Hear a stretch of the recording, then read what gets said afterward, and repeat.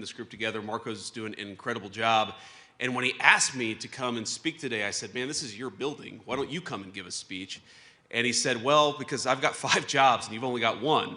And so I figured I might as well do Marco a solid, since he's also the archivist and the official White House florist and has a number of other jobs in addition to Secretary of State. So I'd kick us off, and then he's going to take the reins from here.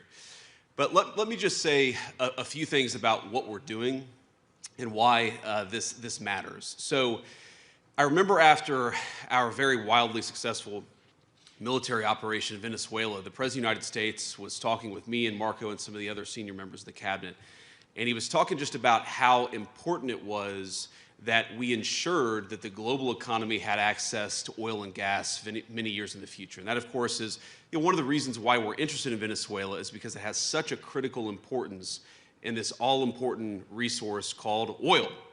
And as much as we talk about the modern economy, the digital economy, the high-tech economy, the president said something that was very, very important, and I think should inform a lot of how we think about future growth, which is that as much as data centers and technology and all of these incredible things that we're all working on matter, fundamentally, you still have an economy that runs on real things. And there is no realer thing than oil. And I would add to that, there's no realer thing than critical minerals. And I think a lot of us have learned the hard way, in some ways, over the last year, how much our economies depend on these critical minerals. So every man and woman, I believe, in this room understands what we're confronting together today. And I say together, and that is very much something that is at the heart of Secretary Rubio's initiative, and as he said, at the heart of what we're trying to do all across the administration, is recognize that this is something where our alliances and our friendships can really help one another. We're all on the same team. We're all rowing in the same direction. I believe that in this room, we have close to 2/3 of the world's GDP represented, and so we have the capacity to make ourselves more independent, more self-reliant, and that's what we should be doing. Now, we know that today, the international market for critical minerals is failing. It's failing to create domestic markets or dignified jobs for our labor forces, and it's failing to keep our nation safe. Supply chains remain brittle and exceptionally concentrated. Asset and commodity prices are persistently depressed, driven downward by forces beyond any individual country's control. Now, how many times cumulatively have one of us or many of us in this room heard some variation of the story that I'm about to tell? A lithium mine, a gallium recovery center, you name it, is announced, sometimes with years in planning and financing nearly in place. Then overnight, foreign supply floods the market, the prices collapse, and investors pull out. The project stalls, and eventually the project dies on the vine. We've all seen it firsthand in all of our countries. And the result is a global market where consistent investment is nearly impossible, and it will stay that way so long as prices are erratic and unpredictable.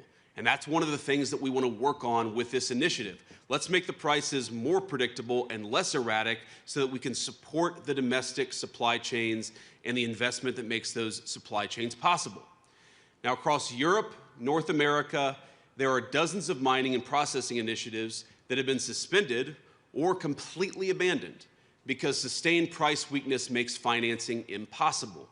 Time after time, advanced economies with deep capital markets are finding that projects cannot clear costs. The same story plays out elsewhere around the world. In resource-rich developing economies, only a tiny fraction of global mining investment, including from nations, many of them in this room, is reaching the point of actual projects. We plan, we think about it, we even invest a little bit of money, we do the regulatory work, but so many of them die on the vine. Now, everyone knows that these deposits exist. We've mapped a whole lot of them, and we know they're ready to be mined and processed. But capital can't reach them so long as investors lack confidence that those markets are going to remain stable for long enough to justify the long-term commitment. That is the problem that we confront. And even here in the United States, even with all the incredible things that President Trump and the entire administration has done to eliminate permits, to open up the regulatory environment. We have private financing that we've secured, but even in some cases, even in the United States, some of these projects are struggling to attract investors. We see telltale signs of a market distorted beyond recognition, one that punishes strategic investment, one that punishes diversification, and one that punishes long-term planning. This is crazy. We should have the kind of global markets, the kind of domestic markets that reward long-term planning, that reward strategic thinking, and that's exactly what we're trying to do. Now, I think every single one of us represented in this room has become dependent on arrangements we did not choose, and right now, arrangements that we cannot control. We all face the same vulnerability: access to the things that protect our people and sustain our way of life. Everything from missile defense systems to energy infrastructure, to advanced manufacturing, to emerging technologies. The fundamental supply chains that support these industries sometimes can vanish in the blink of an eye without any control or influence from many of the countries in this room. And we in the Trump administration believe it is the business of the government, of the people's government elected just over a year ago, to confront such problems, and that we want to confront them together. And I think that you're all here, at least I hope you're all here, because you all feel the exact same way. Now, our administration came into office last January, barely a year ago, with a clear mandate to reindustrialize the United States of America and return American workers to the center of our economic policy. And that is what we are doing. And I want to tell you just a little story about one of the very first meetings I had with our Secretary of Commerce and the Secretary of the Treasury, two great people, two great business leaders. And I remember saying, look, we have our views of the Biden administration. We're not particularly fans, as you may have guessed.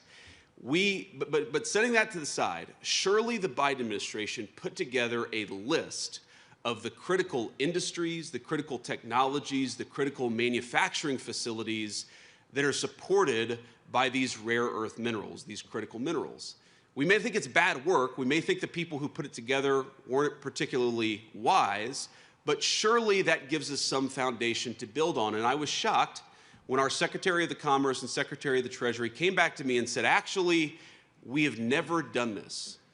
In the last 4 years, the Biden administration never sat down and tried to understand what are the critical deficiencies in world supply chains. That's crazy. It's insane that we ever got to this point. But in just 1 year, the President of the United States has struck dozens of deals to fix that problem. Domestic and foreign producers are both included in this, and we're trying to ensure durable, end-to-end supply chains for our country, but also for many of our friends. We've mobilized public financing tools at an unprecedented scale, providing up to $100 billion in lending authority for critical minerals to the Office of Strategic Capital. Marco's now a venture capitalist too. He's got many jobs. We've overturned old orthodoxies and taken direct stakes in high-value mining and processing companies. The United States had not built a primary smelter in this country since 1980, before I was born, 4 years before I was born. In the last month alone, we have announced two, one of which is already fully funded. And on Monday, the Trump administration announced Project Vault, America's first ever domestic critical minerals stockpile. With these moves, we intend to build an ironclad network of new industrial supply chains to span the entire nation. We're going to create good-paying jobs, skilled jobs for the American labor force, and those people, those great workers, are going to be securing a new era of prosperity for American families, and I believe for many people all over the world. But we seek to make sure our friends and our allies are part of this and that you all are covered as well. Our goal here, and the reason why we're doing this conference, is to align trade policy, development finance, and diplomatic engagement towards a shared strategic objective. And that objective is very simple: diversifying global supply in the critical minerals market while strengthening the partner countries who help all of us in this shared effort. Over the past year, our administration has signed agreements We have launched many joint initiatives, and we have committed extensive resources with many of you in this room, with many governments, and our work extends across disparate regions and all stages of the value chain. We've convened this ministerial in an effort to accelerate that shared work. So this morning, the Trump administration is proposing a concrete mechanism to return the global critical minerals market to a healthier, more competitive state. A preferential trade zone for critical minerals protected from external disruptions through enforceable price floors. We will establish reference prices for critical minerals at each stage of production, pricing that reflects real-world fair market value. And for members of the preferential zone, these reference prices will operate as a floor, maintained through adjustable tariffs to uphold pricing integrity. We want to eliminate that problem of people flooding into our markets with cheap critical minerals to undercut our domestic manufacturers, because we know, of course, that as soon as they've undercut our domestic makers, the domestic markers, they leave the market, and the people who undercut them then jack up the price to a completely unfair level. We're going to fix that problem. Together, we want members to form a trading bloc among allies and partners, one that guarantees American access to American industrial might while also expanding production across the entire zone. The benefits will be immediate and durable. Regardless of how much material flows into the global market, prices within the preferential trade zone will remain consistent. Over time, our goal within that zone is to create diverse centers of production, stable investment conditions, and supply chains that are immune to the kind of external disruptions that we've already talked about. For those of you who join, we offer you a necessary foundation for private financing and secure access to the critical mineral supplies your nation would require in an emergency or some other contingency. By regulating imports to preserve free and fair competition within the preferential trading zone, we will elevate our nation's miners and refiners, our investors and our producers alike. We are all on the same team, and we need to create the economic incentives that reward people for investing and building in our countries. Membership will be vital for developing economies seeking to expand mining capacity.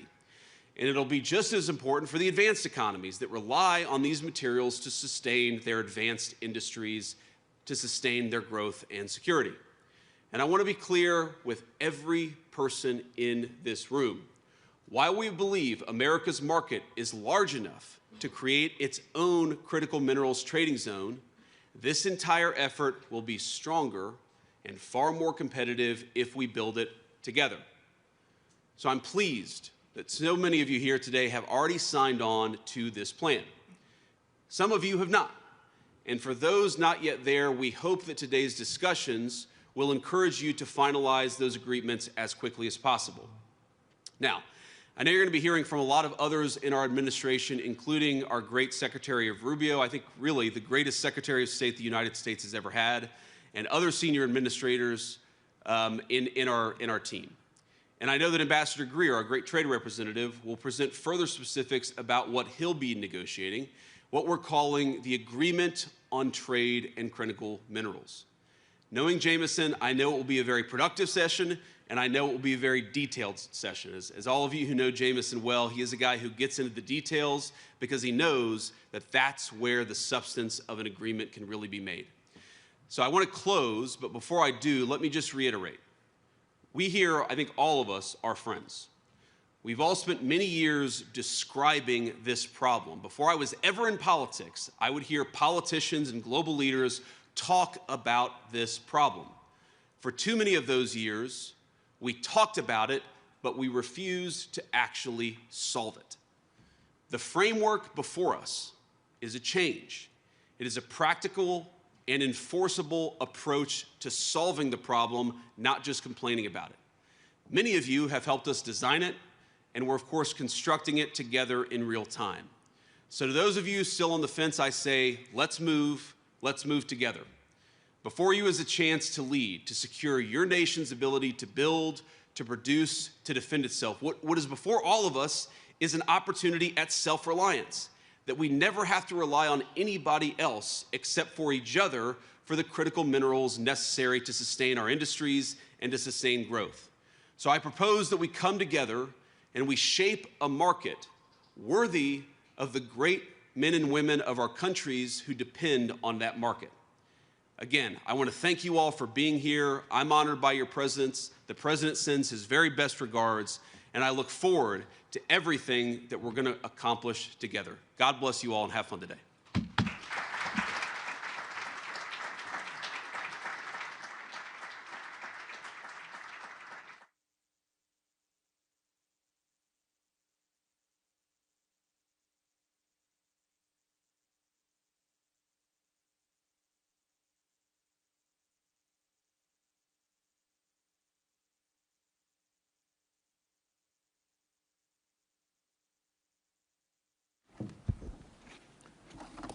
Thank you, Mr. Vice President. As you saw, I have to put my own sign here, too, so it's another job I have. I'm in charge of the signage.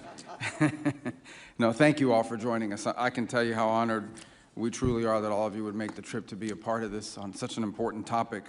And I want to thank the Vice President for coming this morning. I thought it was important you hear from him because it's a priority for this administration at the highest order, as it is, I know, a priority for many of our partners. And our hope is to use both this forum and our position here today to serve as a convener on what really is an international problem, an international situation or an international issue that needs multilateral international solutions.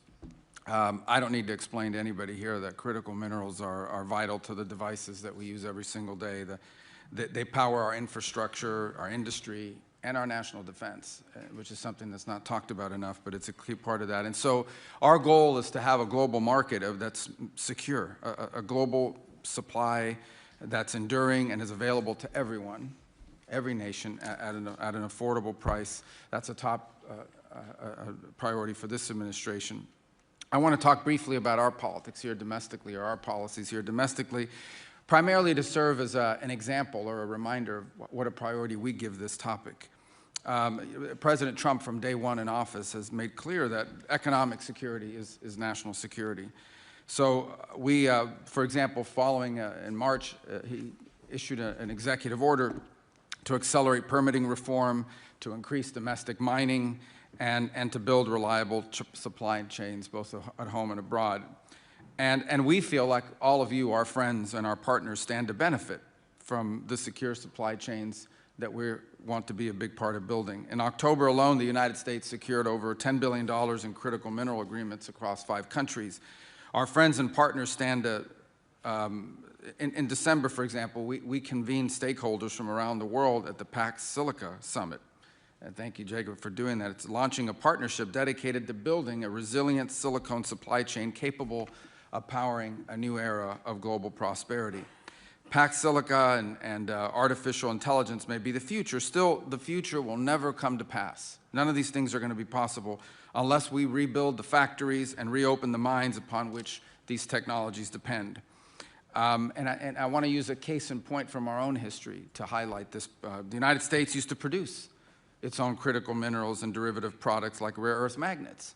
Back in 1949, miners in Mountain Pass, California, discovered one of the world's richest mineral deposits. By 1952, the United States, we were mining rare earths there, and that discovery sparked a revolution. American scientists and engineers, alongside innovators from many of the countries that are here today, rushed to discover new applications for these minerals. And with these new technologies, ushered in the jet age. We ushered in the space age. We ushered in the computer age. And then we became blinded by the potential of the technologies those metals enabled, but we neglected their importance. Mining is less glamorous than building computers. It's less glamorous than building cars or airplanes. But building computers and cars and airplanes is less glamorous than designing them. As we embraced what was new and glamorous, we outsourced what seemed old and unfashionable.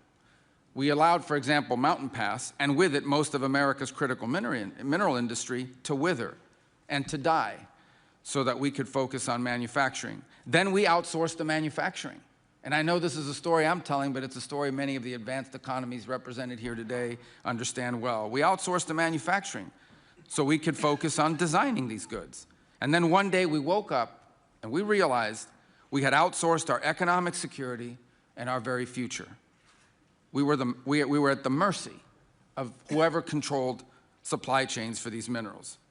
So my hope is that we are gathered here today as the first but important step to rectifying this mistake, to bring together our collective talent for innovation where our advantage over rivals is only grown, and to apply it to bringing back manufacturing and reopening mines here in the United States, but also in all the partner nations represented here today.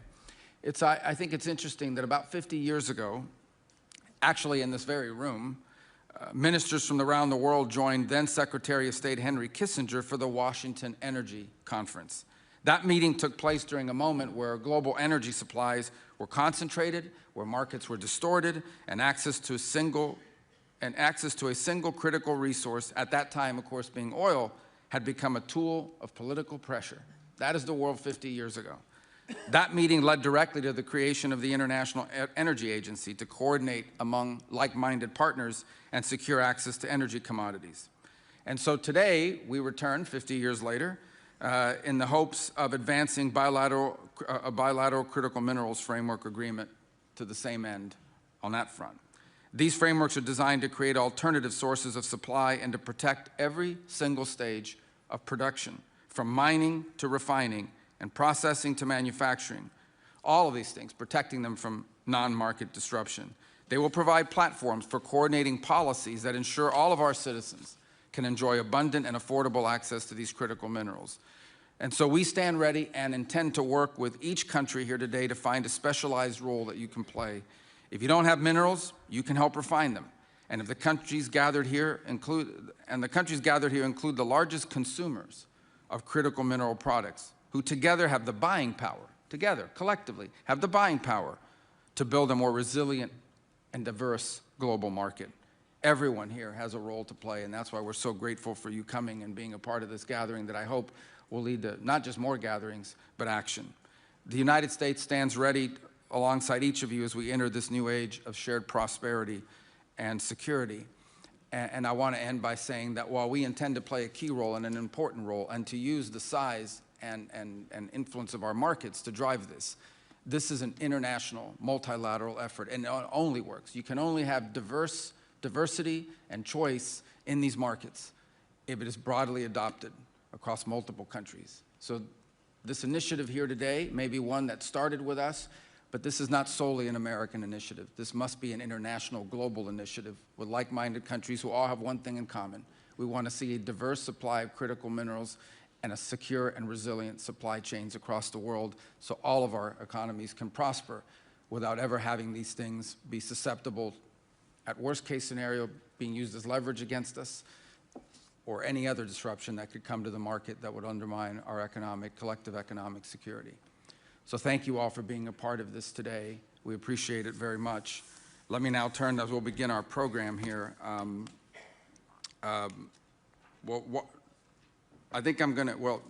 Minister Hori, I think you're going to start off. So thank you very much for being here today. Thank you all for being a part of this today.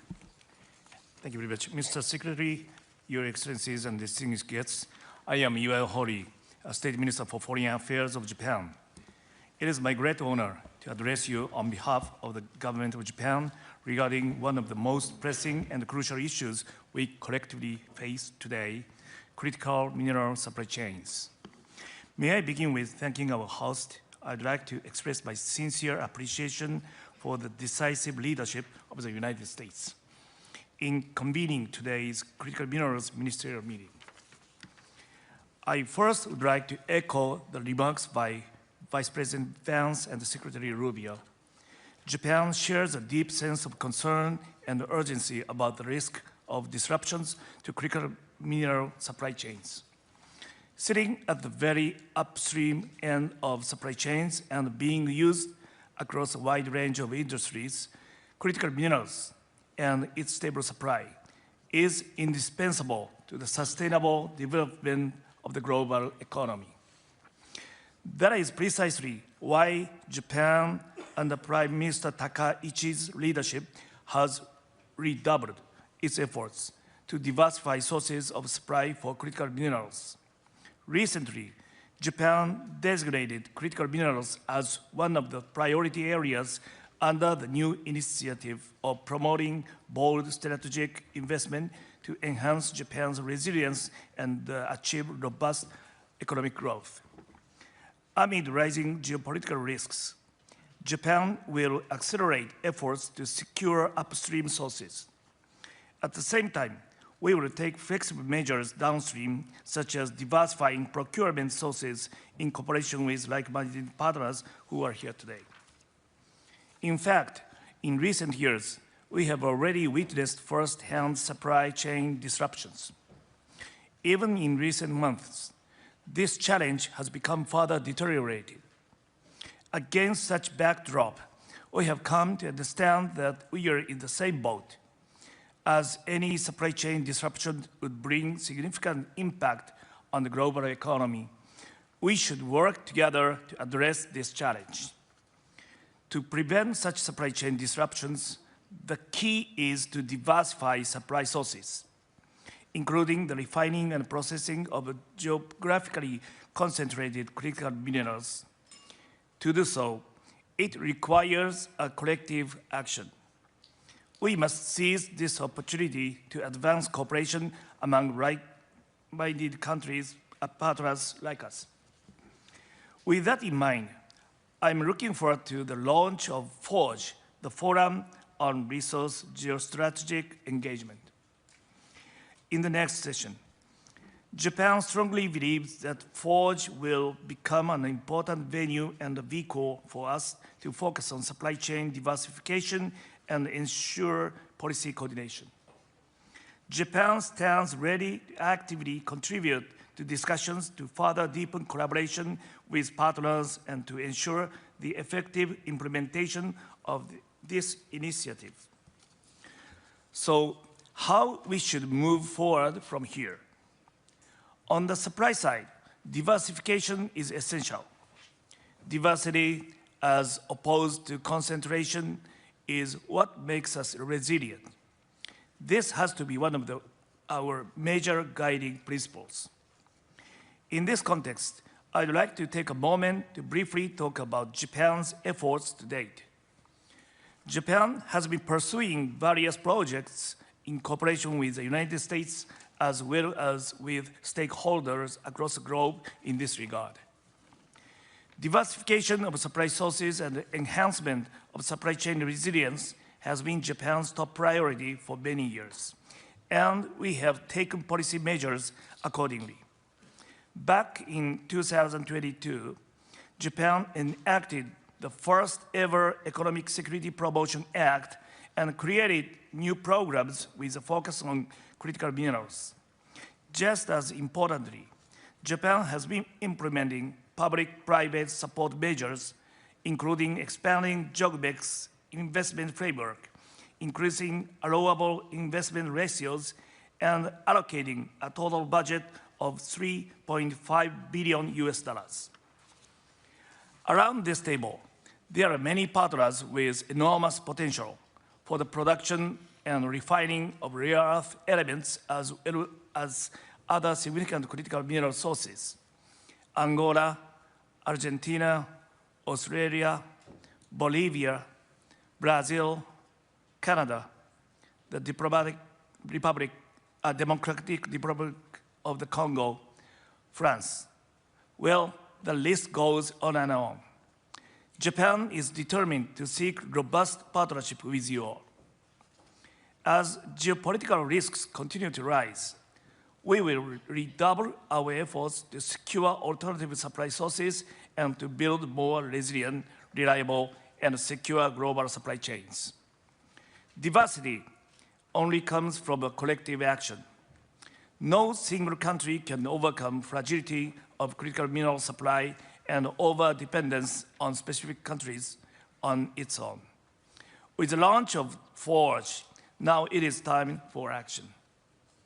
On the demand side, It is imperative that we avoid the situation in which critical minerals and their derivatives produced through non-market-based policies or practices crowd out products with distorted price competitiveness and unfairly monopolize the global market.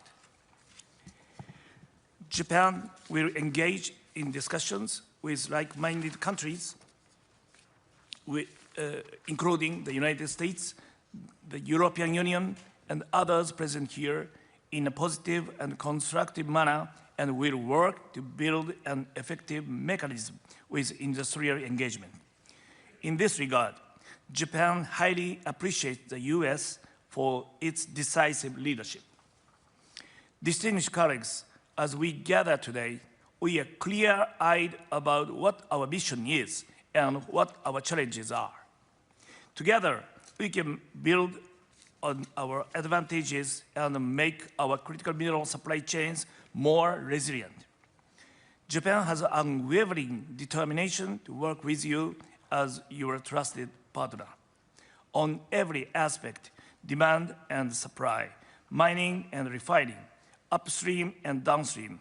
Japan is ready to enhance coordination and collaboration with you all. Together, let's make a meaningful difference. In closing, I thank you for your kind attention. I very much look forward to the discussion today. Thank you so much.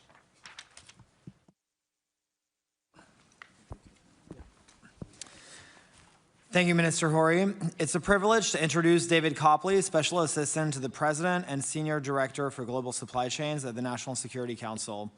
We're currently serving in the most historic administration in over a century, one that recognizes that a supply chain responsive to national security realities is a prerequisite to long-term economic growth. The decisions we make today about who we partner with are multi-decade decisions.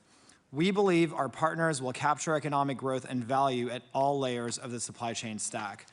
The AI revolution we're living through is leading to record historic demand for everything, from copper to cobalt, nickel, zinc, aluminum, silicon, and virtually every element on the periodic table. We're also seeing surging demand for products downstream of the supply chain, including manufactured products like smartphone, chips, telecom infrastructure, industrial robots, machinery, and much more. My friends, the pie is rapidly expanding, and the United States accounts for 30% of global consumption. So we're taking steps to narrow the gap between what we produce and what we consume. But in order to merely keep a pace with global demand, in the US and abroad, we need to surge production capacity at home as well as in partner countries. David sits at the very center of this mission. His work is foundational to the strategic resilience of our country. He is tasked with the monumental challenge of de-risking our critical mineral dependencies, ensuring that the United States and our allies remain unassailable in the face of systemic competition. David brings a level of rigor and foresight that is essential for our department's mission and for the country at large. Please join me in welcoming David Copley. Thank you, Jacob. Thank you, Jacob, for that. And thank you all for being here today. Thank you to the Vice President for his remarks and for his leadership. Thank you, Secretary Rubio, for hosting. And thank you to President Trump for his visionary and forward-leaning leadership on the critical minerals issue.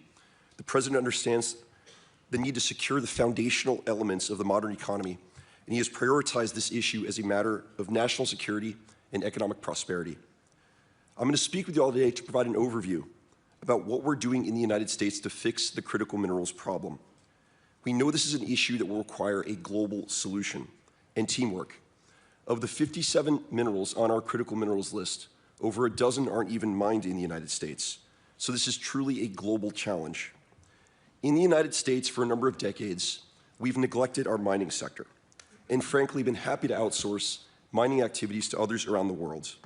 We've had some of the worst mine development timelines in the world in the United States, 29 years to build an average mine, because our permitting framework and our litigation framework have been so onerous. Mining in the United States has been perceived as a dirty old world industry, so we haven't had enough young people choosing mining as a career. And we only graduate something like 200 to 250 mining engineers annually. Not good for a country of 340 million people facing a critical problem. But I'm proud to say that under President Trump's leadership, We in the United States have done a complete 180 and again made mining a priority industry for our national development. Because as all of you hopefully understand, minerals are the elemental building blocks of everything we need for our manufacturing sector as we reindustrialize our country. So what are we doing in the United States to fix the problem? Broadly, 4 key initiatives. We're investing in mining projects, we're stockpiling minerals, we're going to protect our mining companies, and we're rebuilding our mining ecosystem. To start, we're investing heavily in mining-specific projects, like recent deals with MP Materials, Lithium Americas, Korea Zinc, Ma'aden, and many, many others. I believe over the next few years, the United States government, between debt and equity, will deploy hundreds of billions of capital into the mining sector to get projects going. We are quite frankly doing things the American government has never done before, like equity investing, so we can get deals to pencil quickly and move forward. We've created public-private minerals investment funds, like our Critical Minerals Consortium with Orion Resources and another partnership with TechMet. Investment is an area of great potential for collaboration with your governments as we look to jointly develop mining projects with partners around the world. Second, we've begun stockpiling minerals. President Trump and Vice President Vance convinced Congress to give us $2 billion over the summer to stockpile minerals in our national defense stockpile. That's the largest investment we've made in our defense stockpile since the Cold War ended. And just 2 days ago, the President announced Project Vault, the creation of a national strategic critical minerals reserve, a $12 billion vehicle under our Export-Import Bank. This is the first time in the history of the United States we've ever stockpiled minerals for our civilian economy, to protect our commercial industry and insulate them from the painful effects of supply shocks. Third, we're going to protect our mining companies. We know the mining industry has a problem with commodity pricing caused by strategic dumping and overproduction. Returns in the mining sector, quite frankly, have not been good enough over the last 30 years, at least partially due to this problem. This is a key part of what we want to talk to you all about today. The current state of affairs in which commodity prices are kept low for geostrategic reasons through overproduction is damaging to minerals producing nations by reducing the value of your assets and your tax receipts. And it's equally damaging to consuming nations by harming your national and economic security. The current system doesn't make sense for any of us, but with coordinated global action, as described by the Vice President, we can fix this problem in a way that will be better for both producers and consumers of minerals. And lastly, we are fixing our mining ecosystem in the United States. I mentioned earlier in my remarks that S&P reported 29-year timelines to develop an average mine in the United States. This is completely unacceptable to President Trump and Vice President Vance, and will not continue under their watch. Our leadership have made mining a priority sector for our country again. We have a federal permitting priority list that has practically never been used for mining projects before.